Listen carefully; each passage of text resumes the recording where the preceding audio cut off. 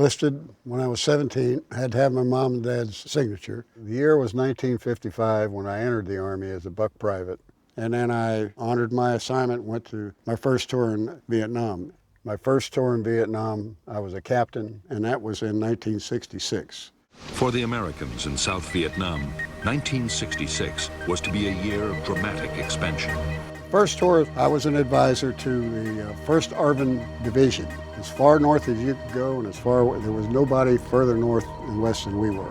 And I came back and went to the advance course in Fort Benning for 9 months, and then returned for my second tour in the Central Highlands. Throughout the rugged Central Highlands, the most significant battles were for the hilltops, since the force that controlled the hilltops controlled the valleys below. The 4th Division fought to seize the most strategic hilltops for fire bases. 50 years ago this month, LZ Slinger. It would have been March the 1st, 1969. We've got this operation called Wayne Gray. The beginning of Wayne Gray is going to be putting 2 155 howitzers in. He showed me the position on the map. Let's go up and do a VR, a visual reconnaissance.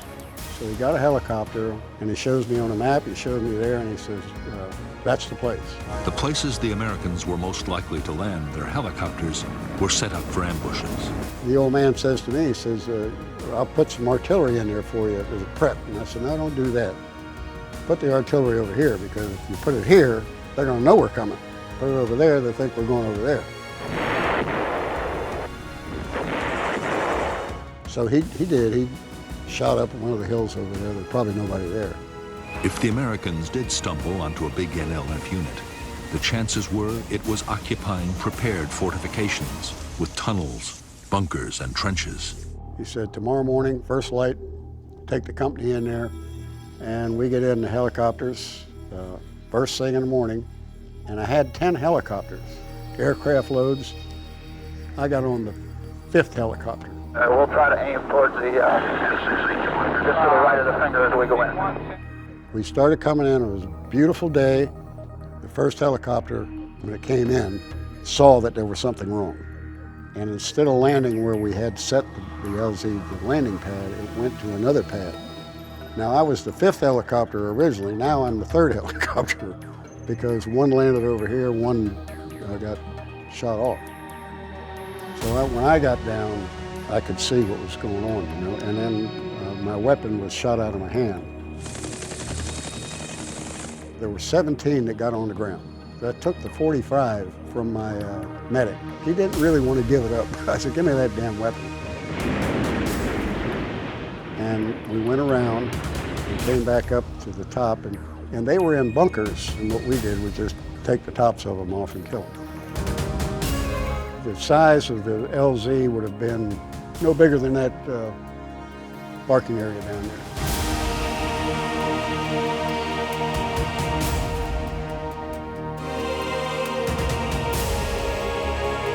Indian tuner in area, that's King 17, you've got spark gap 47, miss push, also top pick. But it's not as big as you think. You know, it's not a huge area. And we secured the hill with the 17 that was on the ground, and out of the 17 that were on the ground, 13 were wounded and 1 killed. I got a Silver Star for that.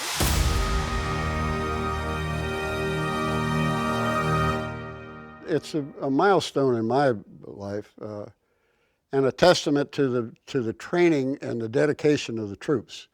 Because although I was decorated, all of them weren't decorated.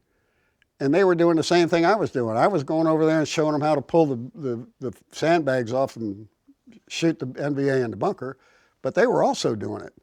That's why there were 13 people wounded and 1 killed, as opposed to all of them killed and the NV prevailing. But that's not the end of the story. It's about one of my soldiers, Gail Kerns. We left Swinger and went to another LZ. He went down on a search mission, and they encountered the NV-8. He was hit almost immediately, and the people that were with him, members of the squad, saw that he was shot in the head, and he went down. And they never did recover him, so the conclusion was that he was probably killed, but they can't say that because they didn't have the body. He was considered MIA. We thought he was dead.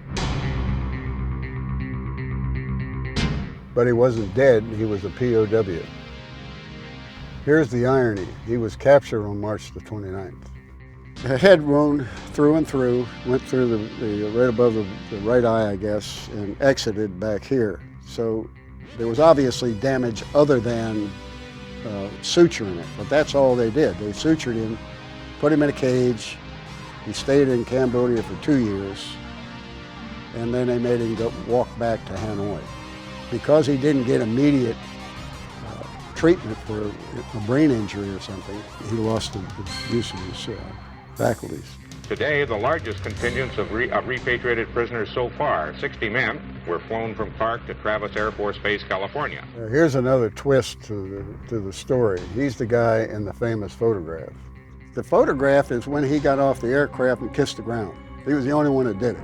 I saw that on television. I mean, I saw it live when they brought him back because I was watching them all. And principally, I was looking for McCain, you know, because that's the one that would stick out in your mind.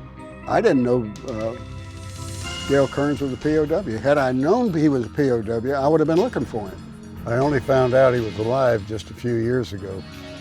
Went to meet him, and he's in the home, well taken care of. His immediate family did not do well by him. They spent all his money. He had a lot of money accrued because he was a POW and he was paid. He was promoted while he was there, so he got the promotion pay. It's very unfortunate, the personal side of it. He has a great attitude. I mean, an excellent attitude. And when you talk to him, it just tugs at your heart because he's not angry, he's not bitter, and he was dealt a bad hand. If anyone deserves a real thank you for your service, it's Gail Kerns.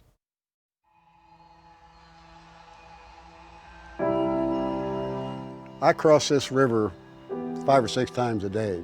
If I'm wearing my cap, they'll say, "Hey, thank you for your service." And they say it with, sincerity. What does it mean to me? That's interesting because no one ever spit at me or anything like that, but you could tell the hostility, particularly with the younger people. This is Walter Cronkite. Good enough. They just knew that they heard continuously Vietnam was a bad deal. So if you were involved in Vietnam, whether you were a soldier or a politician or whatever, you wore the stain of Vietnam.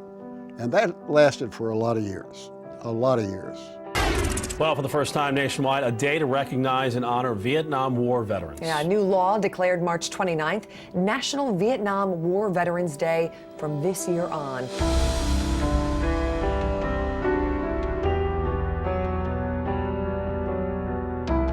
It's never too late to make amends.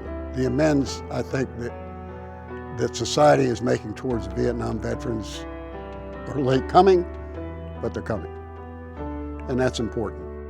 For me to be on the wall is probably one of the best honors I've had since I was decorated in the military. Oh, man.